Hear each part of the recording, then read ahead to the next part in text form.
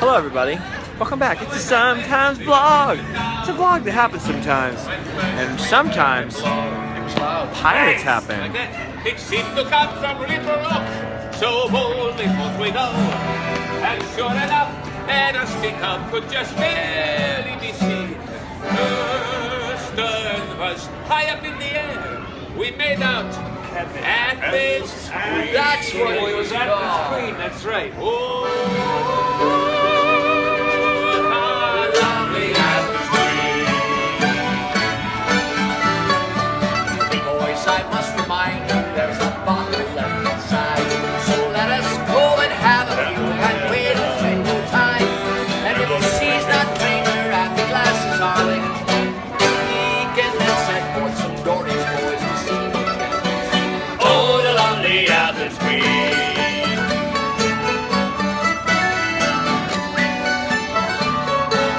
I love these pirates. Some songs and old tall stories that came out to pass the time.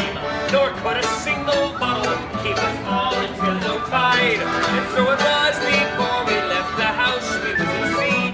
So I scarcely can remember how we made the Athens Queen. Oh, the lovely Athens Queen. The waves inside my belly were as high as those outside. Though I'm never seasick, I lost dinner overside. 'Twas good there was no crew to save, for we'd have scared the queen. We could scarcely keep ourselves from falling off the Athens Queen. Oh, the lovely Athens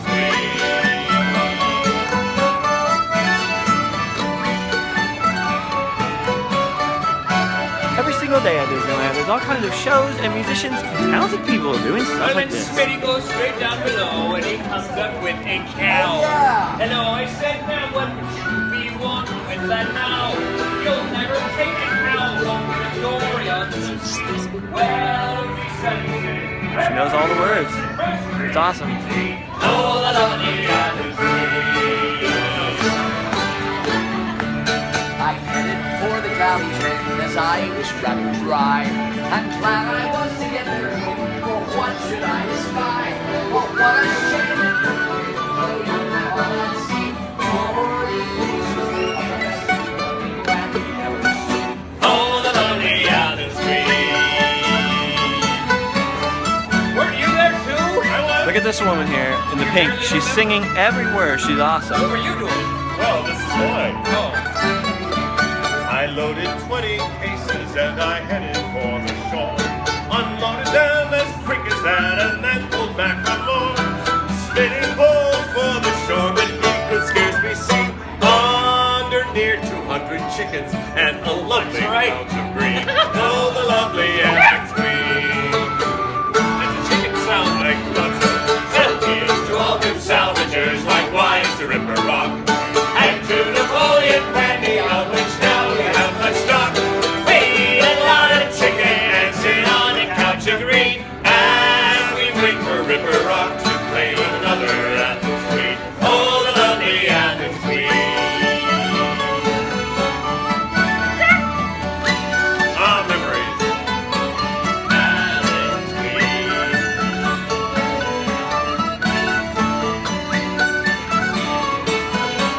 I like this kind of Yay! This woman is the happiest woman of all the women in Disneyland today, and I'm pretty sure it's because she's remembering her time as a real-life pirate back in the olden times in the real New Orleans. Of course, we're at Disneyland in New Orleans Square and not in real New Orleans, and those were probably not real pirates, right? Anyway, welcome back to the Sometimes vlog. Because Random Land is so busy and there's so much history and so many things to cram into many of the Random Land videos here at Disneyland, and because we're always vlogging and talking about random stuff, I never get to show some of those things. And that's the whole point of the Sometimes vlog, to show weird, unusual things like this person's face on the vlog. So there you go. There was one of the songs from the pirates who are constantly roaming New Orleans Square. If you watch the Sometimes vlog, even semi-often, you may have seen where Adam the Woo and I have pointed out that pirate band to you before, and one of the original Waltons is actually a member of that pirate band, although he wasn't playing guitar with them today. I am here today at Disneyland enjoying this, the glorious sunshine, which has only recently appeared, and which is going to disappear once again. It's supposed to rain tonight, tomorrow, and it started raining a little bit earlier today. I was going to be filming Random Land today, but it was too windy. It was really cloudy and cold, lots of crazy wind, way too loud for the camera, the microphone on the camera. And just a few minutes ago, there was this weird break in the clouds, beautiful sunshine, all the birds started popping out and chirping again, and well, you can still see up here, you can see the top of Pirates, you can see the flag blowing on the top of the tree. Disneyland is actually somewhat protected from the wind in a lot of spots because the berm that goes around the park, the berm being the giant dirt earthen mound on which the Disneyland Railroad runs around the exterior of the park. It kind of blocks out the real world. That was an idea of Walt Disney's, to block out the real world and keep Disneyland as a little world unto itself so that you couldn't see outside of the boundaries of this fantasy kingdom that he had created. So anyway, that's what the berm is. And because of that, there's actually a lot of windbreak area, because a lot of the attractions, the big building, are placed, see, always with the video bombing, are placed around the outside, blocks the wind. Look at these guys, look at these hoodlums. They're confused about the Sometimes vlog. Anyway, so that's what I was doing today. Just thought I would share a little bit of the sunny sunshine with you and a few pirate sea shanty singing friends. I don't know what I'm trying to say. I met up with a few people today, some friends from Hawaii, had a lovely lunch of pizza port pizza, and I'm trying to catch up on all kinds of ideas, writing all kinds of notes down for all kinds of Random Land videos that I'm going to film at Disneyland in the next coming week or so. So if you bump into me in the next week and I'm holding the regular camera in my hand, like I said, just try to be like, wait till it goes down. Trying to film Random Land, but if you see the iPhone out, it's probably Sometimes vlog, and you can come in and just cuddle, just get ready to be right here. Your head will be right here somewhere. I'll probably point out your shoes, and we're gonna chat about some stuff. Anyways, there's going to be some more on this channel soon, so I'm going to keep this super short because Tyler and I are going to meet up later, and I have my friend going to help me pick out some questions from all the questions you guys left me on Facebook, and so I'm going to try and answer a few of them in every vlog coming up over the weekend and everything else. So we're going to hang out, so don't worry about it. I just thought you'd like to enjoy that little snippet of a scene from Disneyland. It's actually, you know, people come here and they have to cram in all these rides, and I was never much for the shows. Like, I was never one to be like, oh, let's go watch Mickey and the Magical Map, or whatever the shows were back in the day, the Hunchback of Notre Dame show, or any of those. I do really like the Aladdin show at DCA, which I never saw till earlier this spring when my friend Allie came. So we went and watched it. It was like the greatest thing ever. I don't know why I'd never watched it before. I was never much for the shows or the entertainment, the little side entertainment at Disneyland. Remember, they used to have the Trash Can Trio, and they used to have guys that played the steel drums in Adventureland and stuff. I used to enjoy that.